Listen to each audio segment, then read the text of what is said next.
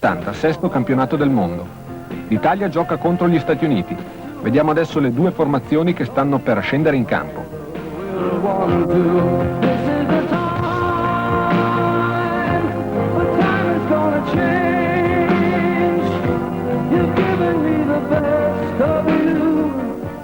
Ecco il tradizionale saluto a centrocampo e proviamo poi a riconoscere insieme quello che era il quintetto iniziale della nazionale d'allora.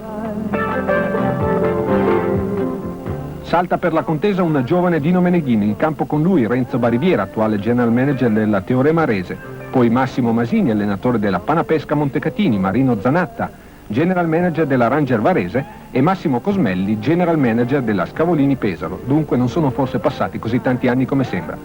Le prime azioni sembrano favorire la nazionale italiana che gioca in maglia bianca. Meneghini tenta addirittura un tap-in, cosa che forse si poteva permettere qualche anno fa.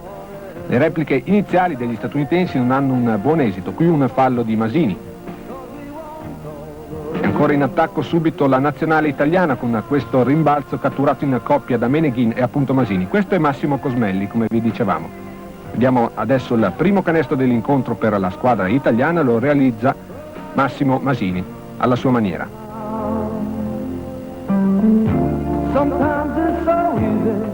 E passiamo con le nostre immagini al secondo tempo. Vedete che mancano pochi secondi alla fine dell'incontro. Gli Stati Uniti sono in lunetta e riescono a pareggiare le sorti dell'incontro con la nazionale italiana, che però ha tempo per andare in attacco a cercare l'ultima replica.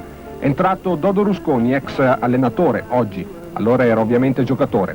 Attacco un po' macchinoso per la nazionale italiana, ancora Dodo Rusconi, la seconda guardia italiana è Giorgio Giomo, oggi general manager della Benetton Treviso.